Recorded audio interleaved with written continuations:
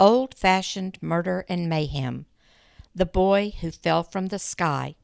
Charles Henry Bennett, 1889. James Hudson peered out of his small North Missouri farmhouse at the ominous southwestern sky. It was cyclone season in the Midwest U.S. in the late 1880s. The clouds were low and swirling, and there was a strange yellow-green tinge to them. He warned his wife that there would be some violent weather soon, and they needed to take the shelter. Closing the door to the storm cellar, the deafening clatter of hail immediately began banging against the wood. That was followed by a loud, howling roar that caused the small hairs to rise on the back of his neck. He could hear the crack of branches and boards as they sheared off overhead. Minutes seemed to stretch into hours as the pounding and swirling went on. James held tightly to his wife as she trembled with terror. When the maelstrom was over, the couple emerged from the cellar to survey the destruction. Tangled tree trunks with limbs torn asunder waved eerily over the field, dotted with debris. They began gathering up the damaged boards and other rubble. He noticed a lump of tangled rags lying a short distance from where he stood. He saw his wife leaning over, about to pick it up, when she screamed, "Jim! It's a child!"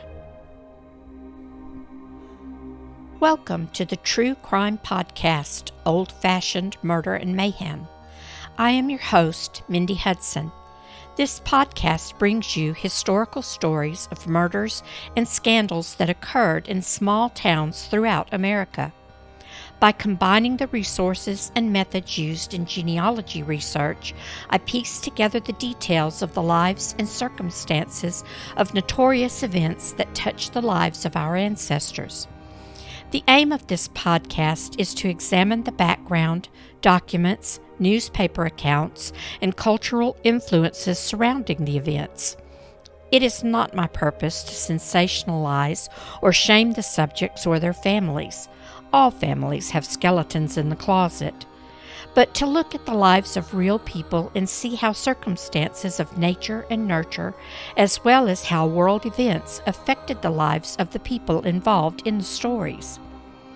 I have spent over 50 years interested in genealogy research and recently retired as head of genealogy at the Jefferson County Library in Missouri.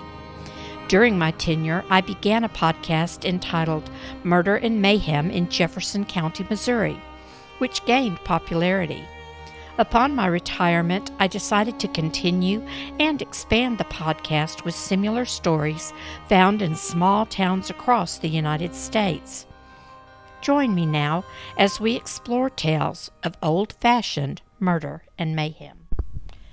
Summers in northeast Louisiana are usually hot and humid, with temperatures tipping over 99 degrees Fahrenheit. Nasty moods also tend to simmer.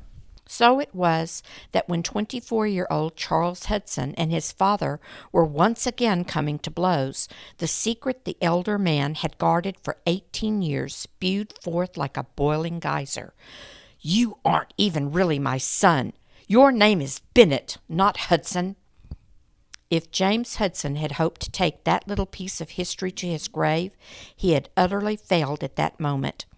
It was apparent by the expression on Charlie's face that he had suspected that to be the case all along.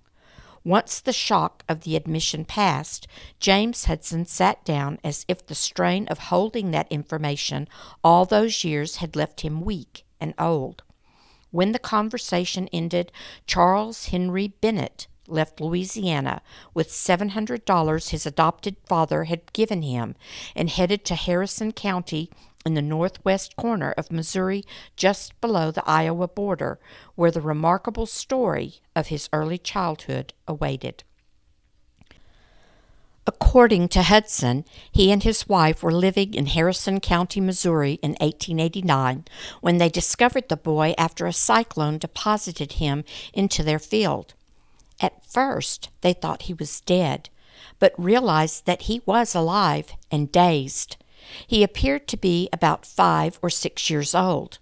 Mrs. Hudson quickly cleaned the dirt and debris from the child's mouth, nose, and eyes, and nursed him to health. In the meantime, the childless couple contemplated what to do. As some time passed without inquiry regarding the boy, their attachment to him grew stronger. Surely this was a gift from God. After years of disappointment, they finally had a son. However, it didn't take very long before they heard that a boy fitting his description had been swept from another farm about 10 or 12 miles from them, and since he had not been found, was assumed dead. Panic engulfed them. How could they take the chance of their gift being taken from them? So they sold their farm and quickly moved away to Louisiana. For 18 years, they had jealously guarded their terrible secret. But even though the boy had been old enough to know his name was Charles, he didn't recall any of his life before the storm. The Hudson couple raised Charlie to believe he was their natural son. That is, until that fateful day in 1907 when the truth finally emerged. Once Charlie arrived in Missouri, he began asking the residents of Harrison County, where he had been found so long ago, if anyone knew anything swept away by a cyclone nearly 2 decades earlier. As fate would have it, an old-timer named Hank Burns recalled a family by the name of Bennett who had lost a boy around that age to a tornado. He knew of one of the sons, James Bennett, who had moved to Fairfield, Nebraska. Immediately, Charles made arrangements to meet his brother. It didn't take long for the startling news to spread. Newspapers across the country ran the story about the boy who was, quote, kidnapped by a cyclone, end quote, and dubbed the Cyclone Kid.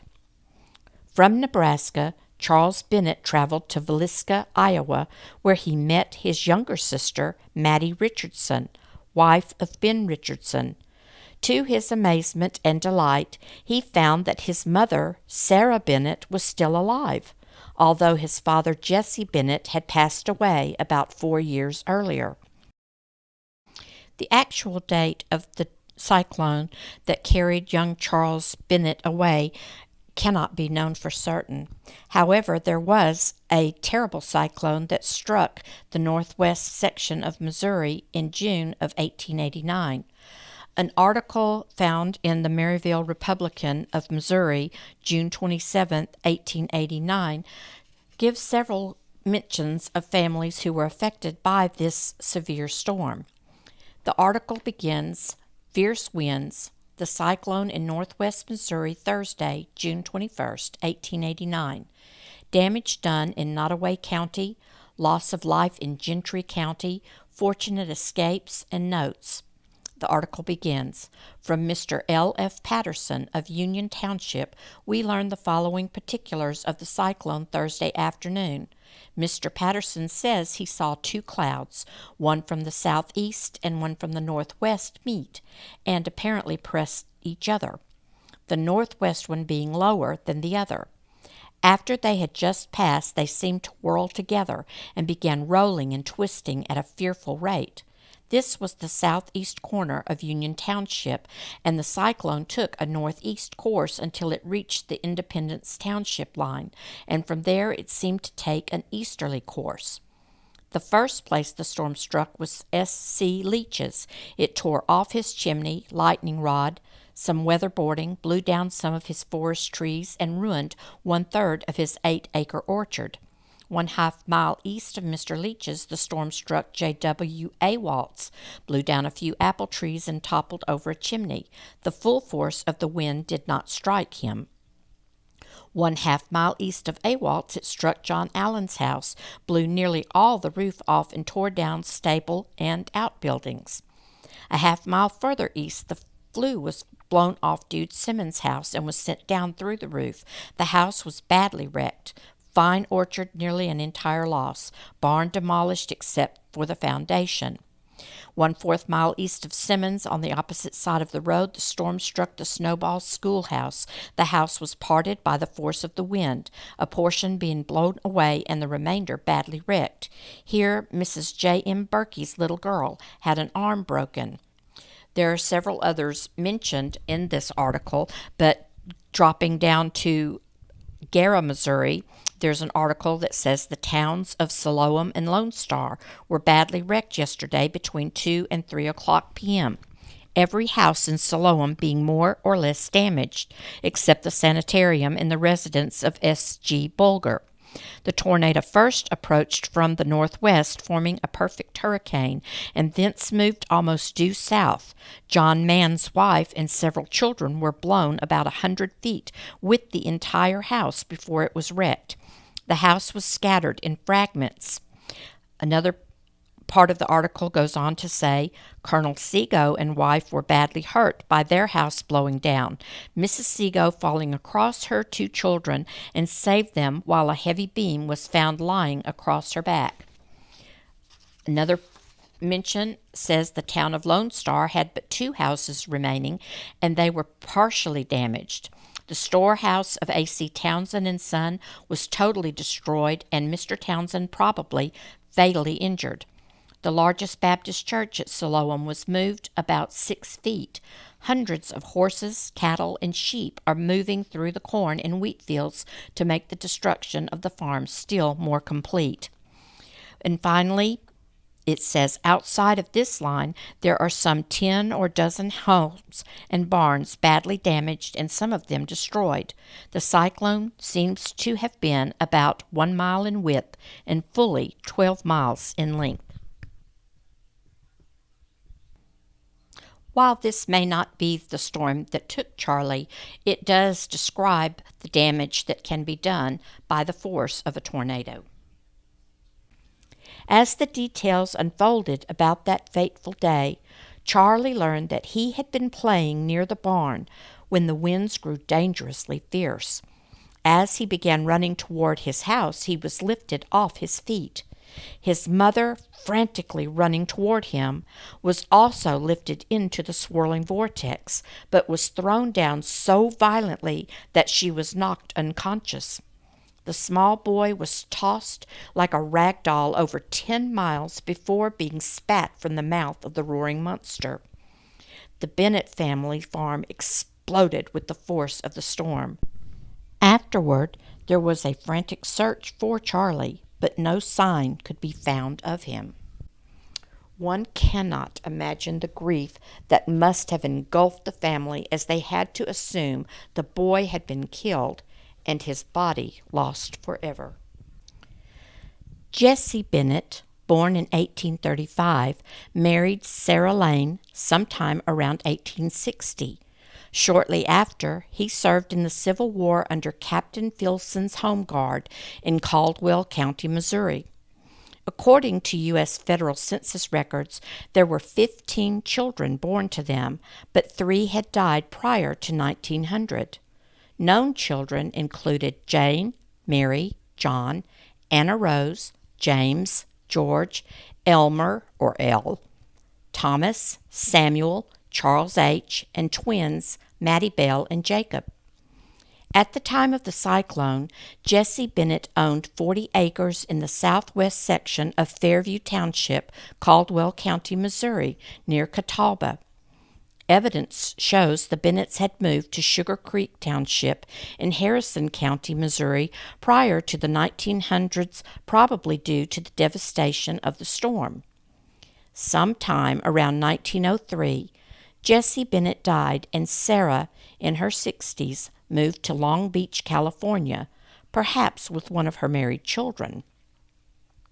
There is no known account of Charlie's initial reunion with his mother, but she did return to live in Harrison County, Missouri by the 1910 census. On May 22, 1909, Charlie married Fannie Ford in Benton, Arkansas. Shortly thereafter, the couple moved to Sedgwick, Kansas, where Charlie farmed. 2 daughters were born to them, Julia Verbal and Dolly Hortense. By 1920, they returned to Arkansas according to census records. In 1925, they are found enumerated on the Iowa State Census in Adams County. Charlie's mother, Sarah Jane Bennett, passed away on September 25, 1927, in Harrison County, Missouri. Her obituary in the Wednesday edition of the Bethany Republican reads as follows, quote, Mrs. Sarah Jane Bennett, who was the widow of Jesse Bennett, died here at 1 o'clock Saturday afternoon, death being caused by a natural breakdown from old age. Mrs. Bennett was 85 years old and was born in Caldwell County. Most of her life was spent in Harrison County after she had been married early in life. She was the mother of 15 children, 7 whom are dead. Funeral services were conducted Monday afternoon at 3 o'clock at the Cat Creek Church in the vicinity of Melbourne, where the sermon was preached by the Reverend Paschal Meek of Blue Ridge. Safe in the Arms of Jesus, In the Garden, and The Home Over There were sung by a neighborhood choir with Pearl Smith as accompanist. Burial was at the Cat Creek Cemetery. End of article. Charlie Bennett and his family continued to live at various places in Iowa until his death in January 1941. He was buried at Morton Mills in Villisca, Montgomery County, Iowa. While researching the remarkable story about the kidnapping of Charles Henry Bennett, it became apparent that there were many mysteries that will likely never be solved. There was no record found of a couple by the name of Hudson living in Harrison County, Missouri, that fit the details of the newspaper accounts. The reported town in Louisiana, where the family was supposed to have fled, was listed as Melbourne in newspaper articles, but there is no town by that name. There is a plantation named Melbourne in East Carroll Parish in northeast Louisiana. However, no Hudson matching the few clues could be found. Perhaps the name of the adoptive parents was hidden to avoid having charges of kidnapping brought against the folks who had raised him. It is likely that the reporters confused the unincorporated town of Melbourne, Missouri in Harrison County with Charles Bennett's home in Louisiana. Another perplexing mystery is the birth date of Charlie Bennett. In the early records found, it appears he was born about 1883. However, by 1920, he adopted 1876 as his birth date. That would have made him much older at the time of the cyclone, and unlikely he would not know more information about his family. Despite these discrepancies, the story of Charlie's kidnapping, whether by wind or by human design, has been passed down through the generations of the Bennett family. In a message received from Melissa Zelico, a descendant of Charles Bennett, quote, Charlie was the father of my great-grandmother, Verbal. I spent much of my childhood years with my great-aunt, his daughter Dorothy. I remember both of his daughters speaking of him, my grandmother too. From what they said, he was a humble family man with a bit of a mischievous side to him. He had no clue of his origins until he was told. Then he became determined to find out who he truly was. End quote. Thank you for listening to this episode of Old-Fashioned Murder and Mayhem, The Boy Who Fell from the Sky. Whether you are listening to this program as a podcast or watching via YouTube, please be sure to like, subscribe, share, and comment. For more information on this and other podcasts of Old-Fashioned Murder and Mayhem, please follow me on Facebook, YouTube, and Instagram, where there are links to resources, photographs, and documents used to construct the stories. For questions, comments, or suggestions for other historical subjects you'd like to hear, please email Mindy Hudson at melindamaloo@gmail.com. Join me again next month for another episode of Old-Fashioned Murder and Mayhem.